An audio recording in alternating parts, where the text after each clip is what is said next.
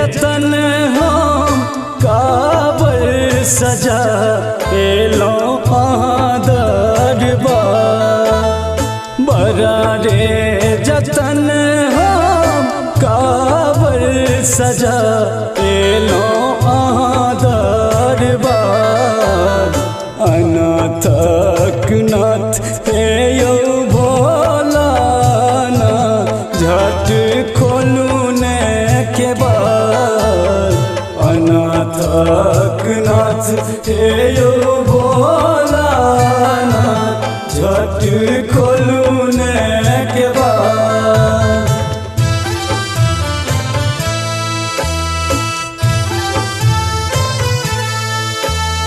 अखन अहाँ सब सुनि रहल छी अनु रिकॉर्डिंग स्टूडियो के भक्तिमय प्रस्तुति।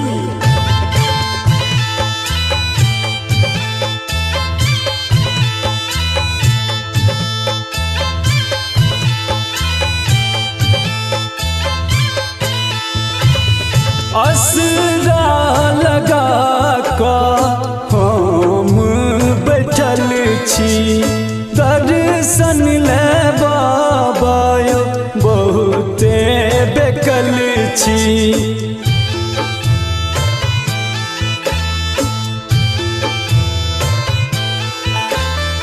असरा लगा कऽ हम बैठल छी दर्शन ले बाबा यौ बहुते बेकल छी अहीं के कृपा करुणा सा चले जग संसार अहीं के कृपा करुणा सा चले जग संसार अनाथक नाथ हे यो भोलानाथ झट खोलू ने के बाद अनाथक नाथ हे यो भोलानाथ झट खोलू ने के बाद।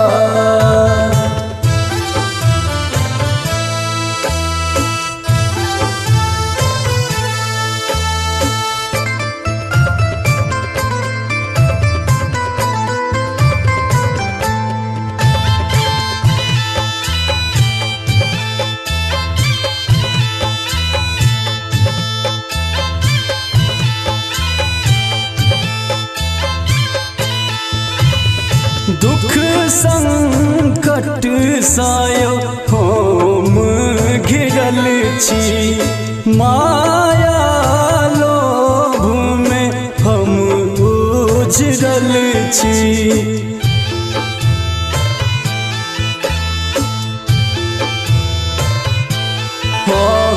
दुख संकट सायो हम घिरल छी माया लोभ में हम उजरल छी सुनियो ने बात बाबा पकड़ू ने हाथ जिंदगी भेल अनाथ सुनियो ने बात बाबा पकड़ू ने हाथ जिंदगी भेल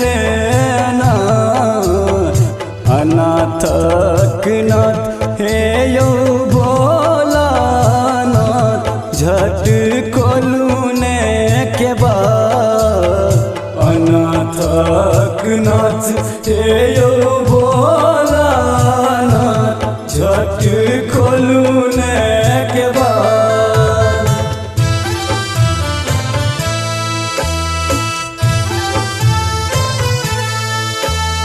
अखन अहाँ सब सुनि रहल छी अनु रिकॉर्डिंग स्टूडियो के भक्तिमय प्रस्तुति।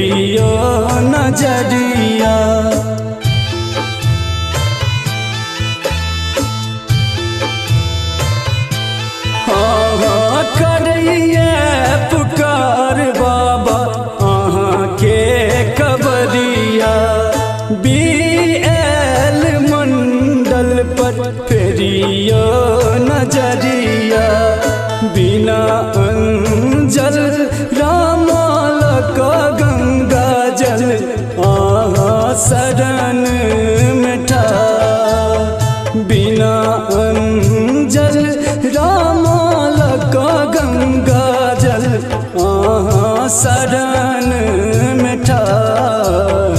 अनाथक नाथ हे यो